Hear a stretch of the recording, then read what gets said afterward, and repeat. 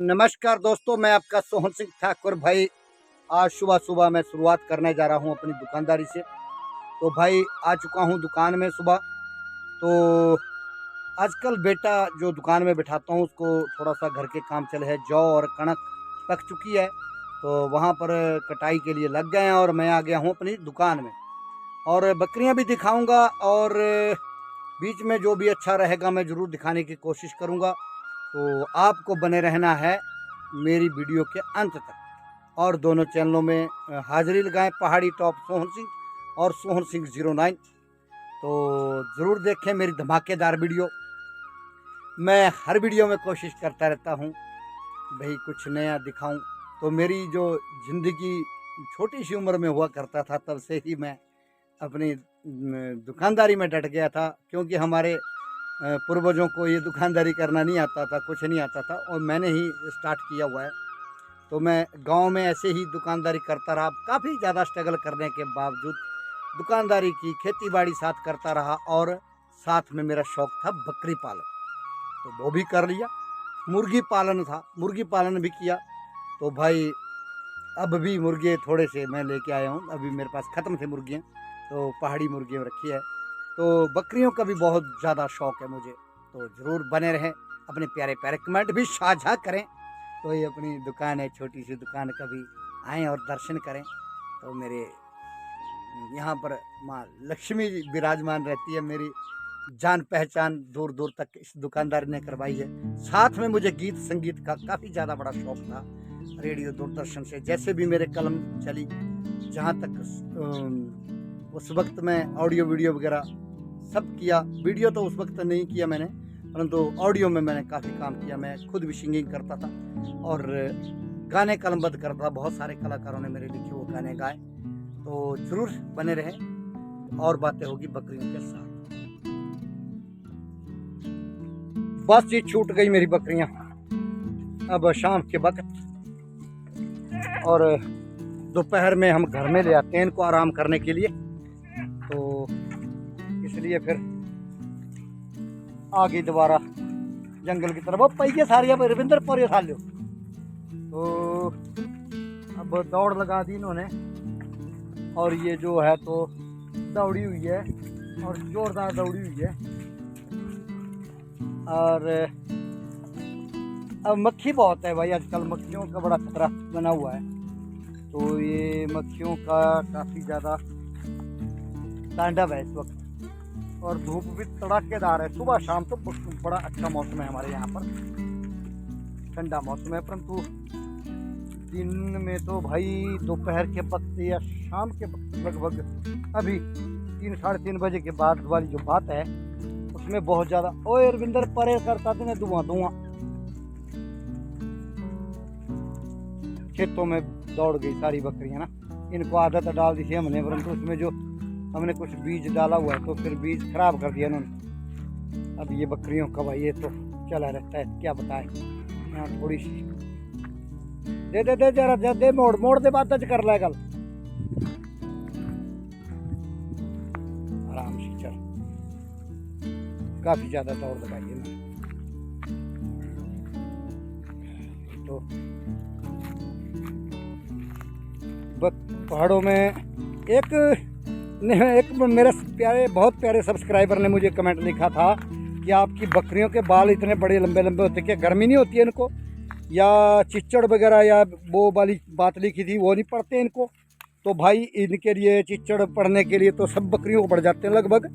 तो क्योंकि उसके लिए उपचार दवाइयों का करना पड़ता है, तो दवाइयों का उपचार भी बड़ा ज़रूरी है। और जो लंबे बालों की बात है, लंबे बाल जो इनको आजकल बहुत ही अच्छे रहते हैं, क्योंकि मक्खियाँ अंदर इनको काट नहीं सकती है। लंबे बालों के ऊपर बैठती है परंतु बाहर बैठती है, अंदर काटना थोड़ा नामुमकिन हो जाता है। और जो छोटे बाल वाली जो नीली बकरियां होती है, बिट्टल वगैरह जैसी भी नस्लें हैं, उनको ज़्यादा तकलीफदायक होती है मक्खी।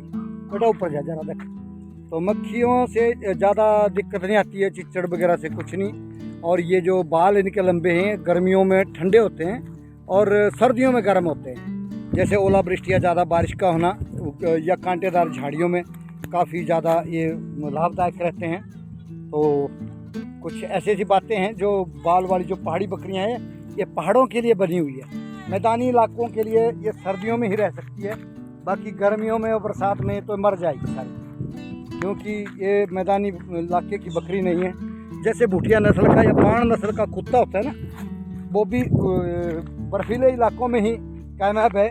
और मैदानी इलाकों में काफ़ी सारे लोगों ने शौकिया पाल रखे हैं, परंतु बहुत ज़्यादा दिक्कत करते हैं वो, क्योंकि आजकल वो छाया से बाहर निकलना उनको बड़ा मुश्किल होता है। छाया में भी काफ़ी ज़्यादा वो तकलीफ़ महसूस करते हैं। तो वैसी चीज़ें हैं जैसे मैदानी इलाकों में आम के पेड़ होते हैं और पहाड़ों में सेब होते हैं, वो वाली ही ये जो जानवरों की प्रजातियां हैं तो या पेड़ पौधों की प्रजातियां, ये भी वैसे ही है। क्लाइमेट के हिसाब से सब चीज़ें बनी हुई है। तो हमारे पहाड़ों के लिए या बर्फीले इलाकों के लिए ये वाली जो बकरियां हैं ये बहुत ही फ़ायदेमंद होती है। और इनके जो बाल है ना, ये बहुत सारे बहुत इनका बड़ा अच्छा सहारा के लिए, झाड़ कांटे ना और मक्खियों का तांडव है, उससे भी इनको काफ़ी ज़्यादा निजात मिलती है। तो ऐसी कुछ बातें हैं। ओलावृष्टि होना, बर्फ़बारी आना ऊपर से सर्दियों में, या फिर ओला या फिर ओश पड़ना सर्दियों में, ठंडक ये बाहर रहती है। परंतु हमने अगर इनको बकर शेड बनाए वो अलग बात है। तो बाकी जो घुमंतु फिरंतु जो चरवाहे हैं उनकी बकरियां 12 महीने बाहर ही रहती है, खुले में रहती है। हमने थोड़ा सा आदत डाल दी है, क्योंकि हम घरों में रहते हैं, खेतीबाड़ी किसान लोग हैं। तो खेती किसानी के साथ साथ हम बकरी पालन भी करते हैं। वैसे ये है प्रजाति सारी बकरियों की घुमंतु फिरंतु। जो घुमंतु फिरंतु का मतलब कोई गद्दी नस्ल की बकरियां होती है, और या बकर वाली नस्ली होती है जो कि जम्मू कश्मीर में पाई जाती है। तो मेरी भी कश्मीरी नस्ल है, जम्मू कश्मीर के बकर बालों वाली प्रजाति है। तो बीच में थोड़ी सी बकरियां गद्दी नस्ल की है। तो बाकी तो हमारे व्यवसाय जो है तो खेती-बाड़ी है। हम तो गद्दी भी नहीं है ना तो बकरवाल है, मैं तो एक किसान हूँ। तो जो भी मैं जानता हूँ, जितना मैं जानता हूँ उसके हिसाब से मैं बकरियाँ भी आप लोगों तक दिखाता हूँ, अपने अनुभव शेयर करता हूँ, और बकरियों की वीडियो भी शेयर करता हूँ। और आप लोगों का प्यार मिलता है, बड़े प्यारे प्यारे कमेंट आ रहे हैं हर रोज़। और एक मेरे सब्सक्राइबर ने धनिया का बीज जो दिखाया था मैंने, बिल्कुल सही कहा। जो हमारी हिमाचल की जो बहुत अच्छी ब्लॉगर तुलसी देवी है, उसको भी दिया था। ये 12 महीने लगता है। ये जैसे बरसात के दिनों में लगेगा तो गर्मियों के कण जब गेहूँ की कटाई होती है तब ये इसे काटा जाता है। तो ये सर्दियों में भी लगा सकते हैं आप, सर्दियों में लगाया हुआ है। अब ये भी मतलब आगे पीछे 15-20 दिन का क्या महीने 2 महीने का गैप रखो, फिर लगाओ।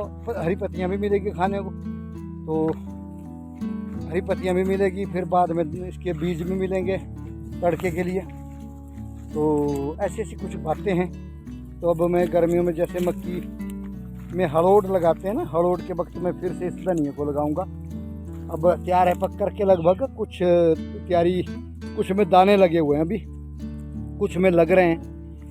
मैंने 3-4 बार बीजा आया के पीछे, क्योंकि ताकि हमारे लिए हरी पत्तियों की दिक्कत ना आए।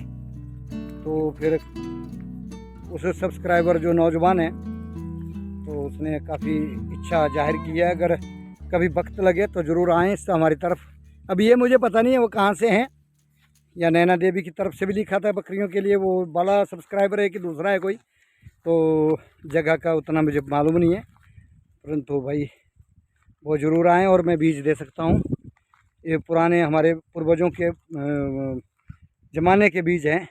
आजकल तो लोग नए नए बीजों के ऊपर जा रहे हैं, परंतु पुरानी जो चीज़ें हैं ना भाई, ये वापस नहीं मिलेगी कभी। तो बकरियों के साथ साथ ये भी विषय रहा।